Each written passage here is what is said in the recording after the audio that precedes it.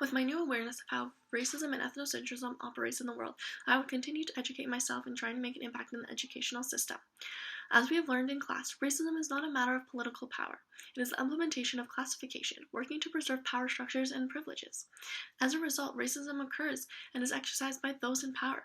Although Canada was one of the first places in the world to implement a multicultural policy, institutions such as schools continue to reinforce racist ideologies, and it is largely done through the Eurocentric educational system.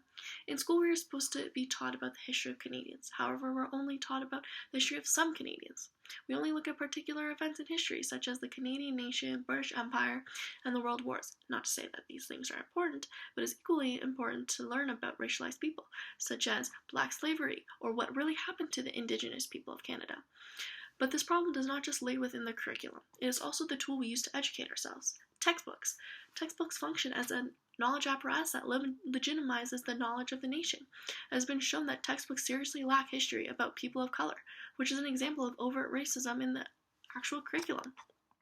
Schools also use hidden curriculum, color-coded, streaming, and differential evaluation and treatment to reproduce racism. Studies have shown that policies such as zero tolerance have actually disproportionately impacted racial minority students negatively. And every day there are assumptions by educators and societies about the capabilities, motivations, and integrity of low-income students and people of color. People are shocked that there are Black students enrolled in university and going to law school or going into medicine. People portray them as entertainers or athletes instead of intelligent individuals who can excel at math or science. Students have also said that they need to work 4 times as hard than the average student to get the teacher's attention, and other students have said that they have to make an effort to assimilate themselves into white culture in order to be accepted.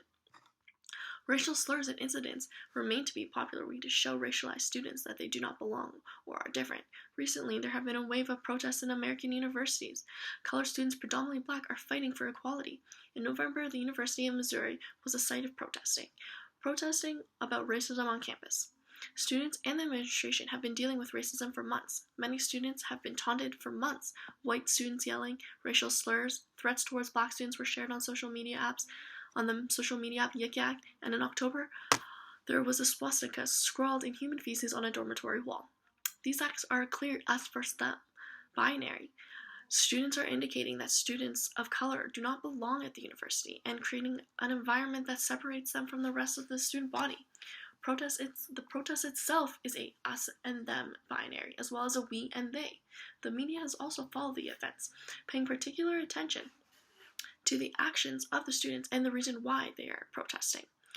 Although the article stated the facts, there was a bias in favor of the protesters.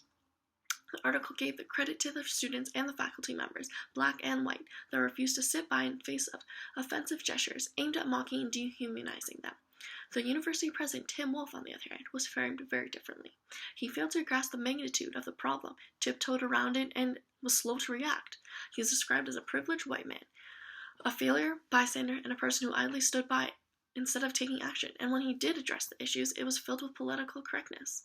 Based on the framing of the article, Wolf is an example of discursive political correctness and denial. Perhaps the story was framed this way because the writer himself is a minority, and maybe he too has faced issues like this. Although these protests have been happening in the States, the States is considered to be more racist than Canada, Canadian students still suffer from the similar acts, and there remains to be discourses of democratic racism in the educational system. And in light of this, the educational system in Canada needs to add an anti-racism curriculum. Education needs to be more inclusive and not afraid to speak about racism. I would lobby that the educational system needs to add 2 things. The first, the schools need to add activities and field trips into the education. For many students, myself included, found field trips very informative, educational, and fun. It will be beneficial for everyone to add field trips into historical places that represent struggles against racism or places that embody the values and traditions of another group of people. I still remember my field trip in 3rd grade to Pioneer Village. And I also remember that I went on the same field trip 3 times in 3 different grades. So some people may argue that there's not enough time, but instead of repeating a field trip, why not add a new one? Schools should also do more hands-on activities when teaching students about history, instead of just lecturing or using a PowerPoint. For example, earlier this year, we had a guest speaker talk to us about the Indigenous people in Canada.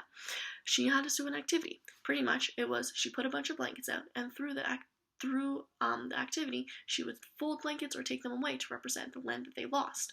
Also, she was also handing out objects and cards representing sickness, death, and those who went to residential schools. By the end of it, more than half the class was off the blankets, and maybe 1/3 of the blankets were left. This was a really eye-opening and powerful activity. I felt that I had a better understanding about what happened to the indigenous people. I've learned about this topic quite a bit before in other classes, but this activity was more informative than anything I have ever read.